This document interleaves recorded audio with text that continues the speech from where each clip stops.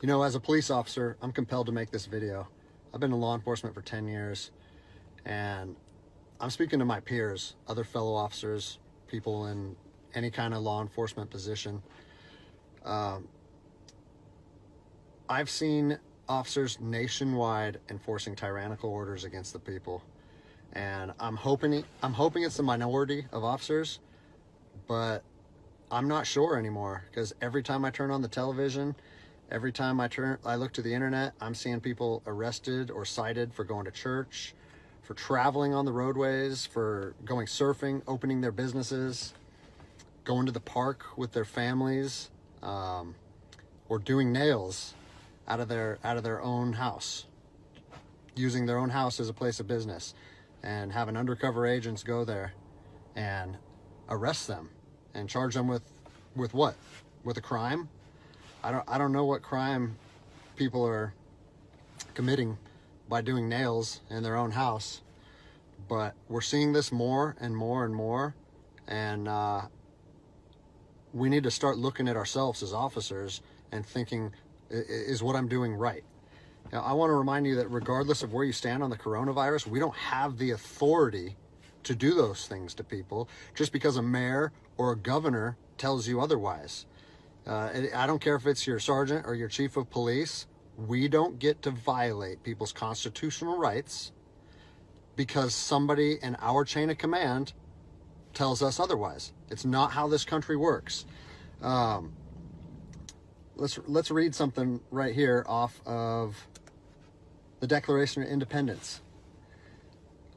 All men are created equal. Among these, we have the right to life, liberty, and the pursuit of happiness.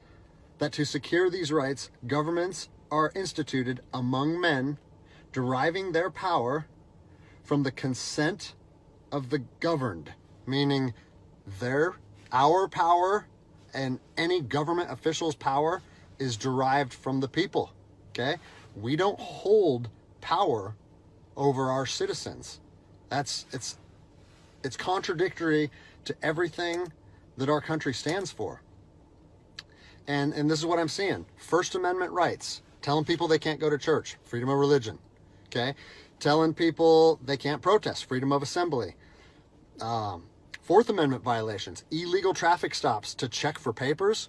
What are you, the Gestapo? Is this 1930s Nazi Germany? You don't get to stop people unless you have reasonable suspicion or probable cause that they have committed a crime. And I know people that have personally been stopped saying, we want to see papers showing that you're essential. David 2, copy a phone call. That is not how our job works, okay?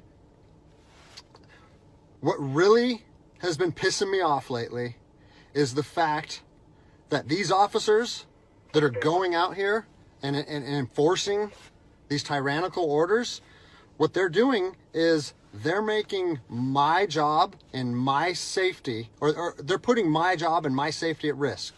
Because what you're doing is you're widening the gap between public trust and law enforcement officers. And what that's going to do is it's going to, I mean, look at what's happened to law enforcement in the last 10 years. Less and less public trust, and more often than not, that is a result of isolated incidents that get blown out of proportion. They're not isolated anymore. They're happening every single day. And the thing that I want you guys to realize is that our power that we hold as law enforcement officers, it's nothing more than a facade. It's a badge and a gun. And people, you don't realize, if you haven't lived in anarchy, if you haven't seen combat, things can be stripped from people in a heartbeat. And that's what I'm afraid of. I'm afraid that these actions are going to wake a sleeping giant, i.e. the American people, okay? They are going to be put in a position where they won't have their rights trampled anymore. And us as law enforcement officers, we'll have our ability to enforce the law stripped from us in about 10 minutes, okay? I think what is going to happen if this continues is we're going to see bloodshed in the streets, okay? I don't want to see bloodshed in the streets on either side of this coin. I don't want to see fellow officers get injured or killed, and I certainly don't want to see citizens get injured or killed. And I promise you, most of you out there doing these tyrannical acts against our citizens, you're not ready for combat. You're not mentally or physically ready for combat in the first place. I promise you, you don't want to go through that, and I hope I never have to go through that again. You know, you don't get to just say, well, I'm doing this because I was told to do so, or I'm following orders, or I need to keep this job. Guess what? I need to keep this job more than anybody. I have 3 young children. I have 2 houses. Like, I have the same sob story that the rest of you guys have. But my personal choices and my living arrangements, no matter what they are, don't allow me to trample on people's rights. And I don't understand why that concept is so hard for people to understand. Listen, you need to stand up for what's right. You need to, if you're part of a department or an agency that is asking people or asking their officers or their deputies to impose on people's rights and infringe on their freedoms, you need to step up and say, no, that's not me. That's not what I signed up for, and that's going against my oath. And if that costs you your job, so be it. At least you'll be able to look at yourself in the mirror at night. I've already expressed this to my department. And luckily for me, I come from a department that I feel like my chain of command shares my view, but I don't care what department you're part of or what your chain of command thinks. You don't get to trample on people's liberty. And so, you know, as a special operations veteran, I've fought on the streets of Iraq under the U.S. government's guise of freedom. And I'm telling you what, the American people are going to you are going to wake a sleeping giant, and they are going to fight 10 times harder for their freedom on their soil than anything you've ever seen before. And if that's something you're willing to face, then keep trampling on people's rights. But I promise you, the American spirit of defiance is going to rise again, and it's going to be a big problem for our country. So I'll leave you with this, something that I learned as an E-nothing in the Army. No matter what situation you're put in, if you look inside yourself and ask yourself one question, am I doing the right thing? You ask yourself that, you know the answer. And no amount of money or no order or law or anything should be able to make you go against doing the right thing. So I'm imploring officers to look inside themselves and ask themselves, is this what I want to be doing to my citizens? And I think the answer is clear. And if we all stand up together, guess what? It'll be a non-issue, no factor, because people and law enforcement will be united like we should be. Hey, what's up, guys? So I just kind of wanted to take a couple minutes, get everybody caught up to speed on what's going on in my life. I've been getting a lot of questions, and figured I'd just make a second video and answer some of the things that I've been receiving. I first wanted to say I'm humbled by the response that my video got. It's been viewed millions and millions of times. People all over the country have been calling me, texting me, sending me emails, comments, and the overwhelming majority of it has been positive.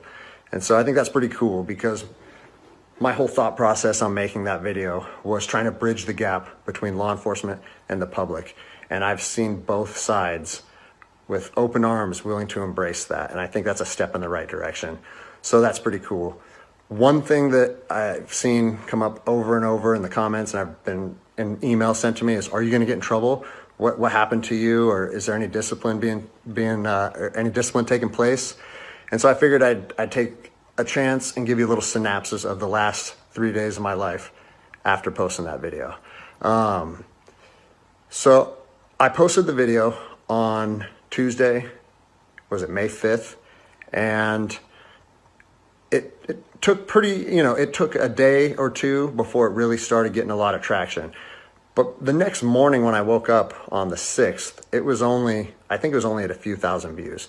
And I had received a message from my command saying, wow, Greg, what a powerful message. We agree with that 100%. Well done. And that was actually a relief for me because I was like, great, you know, I know that it's risky putting something out like that, but I felt like it was so grounded in integrity and liberty that no one would have an issue with it. So that was a relief. And then fast forward 3 hours later, I get another phone call from my command and it said, hey Greg, the video's up to 400,000 views. It's time to pull the plug on this thing. And I immediately, it kind of caught me off guard because I said, why would we want to pull the plug on something that was already acknowledged as a good and powerful message from one law enforcement officer to others? And I said, yeah, that doesn't really make sense to me. I think maybe we should embrace this message and we should share this with other officers. And he said, listen, you know, it's not up to me. I have been directed to tell you to take the video down, and I need to know if you're going to take the video down. And I said, no, I can't take the video down. Because if you listen to my first video, the whole message that I was trying to share with people and impart on them is if you believe in something in your heart, you have to stand by that conviction, even if it costs you everything. And like I said last time, I have 3 little kids. I have this house. I have another house. I cannot afford to lose my job. But after putting that message out there and sharing that with America, and it was so well received, I can't then just say, even though that's what I believe, I'm going to take a step back, I'm going to retract my words, and I'm going to allow my command to prevent me from sharing my heart and my truth. And I said, so with that in mind, sir, I can't take the video down. And, you know, I didn't know where this was going to go. And I immediately started thinking about what are they going to try and gig me on? You know, what did I do wrong? What policy did I violate? And I got called back a couple hours later. And by this time, it was skyrocketing. Everyone in the agency was seeing it. Cops from when I was an officer down in Los Angeles, they were contacting me. I got a call and it said, listen, the video needs to be taken down right now and you need to accept a letter of reprimand. Or we're going to take a very different approach to this if you say no again. Well, I'd already put myself on that hill and I had to be willing to die on that hill.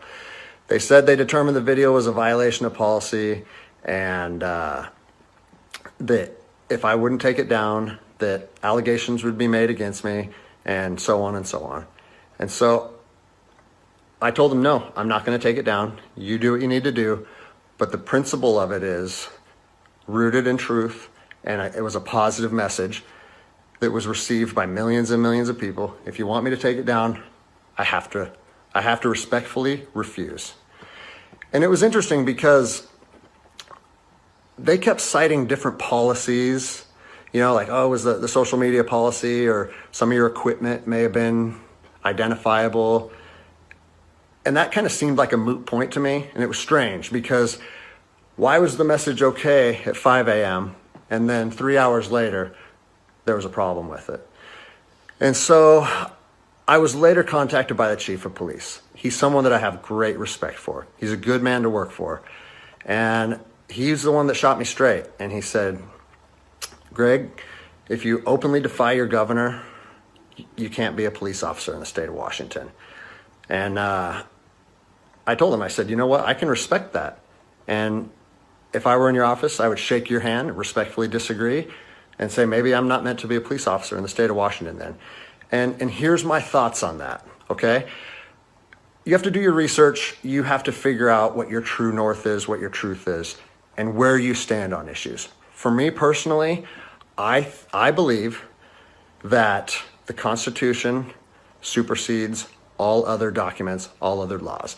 There's case law supporting that. If you look at Marbury versus Madison, 1803, it says any future laws created that are repugnant, meaning in conflict with the Constitution, are null and void.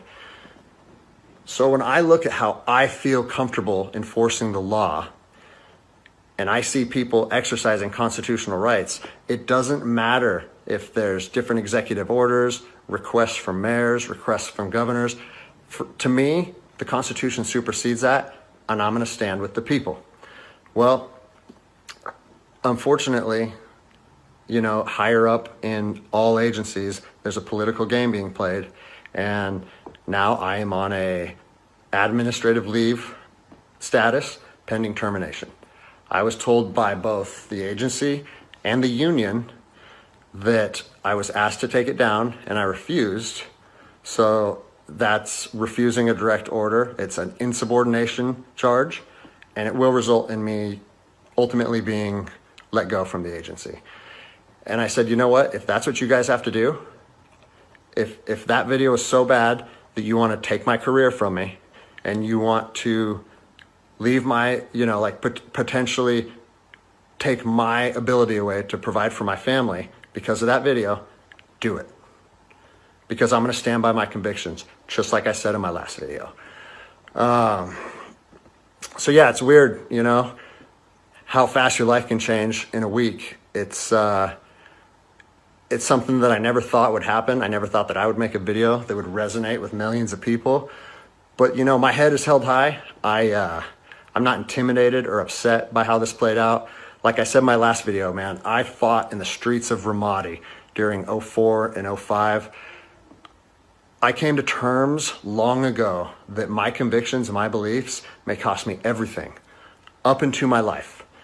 And even though it's 15 years later and I'm a police officer in Seattle, Washington, that truth still remains for me. So I don't have an option to back down or feel sorry for myself or give in and say, you know what, I got kids and I think I'm just going to take the letter. No, if they want to do me like this for standing up for liberty, they can do that. I'll leave you guys with this. You know, it's on to the new adventure for me. I've been doing different things my whole life, and I'm actually excited, to tell you the truth. If you know of anyone accepting resumes, hit me up, because I might need it in the near future. But, you know, I've always wanted to circumnavigate the globe on a sailboat, so maybe it's time to chase that dream. Anyways, I appreciate all the support, guys. Take care.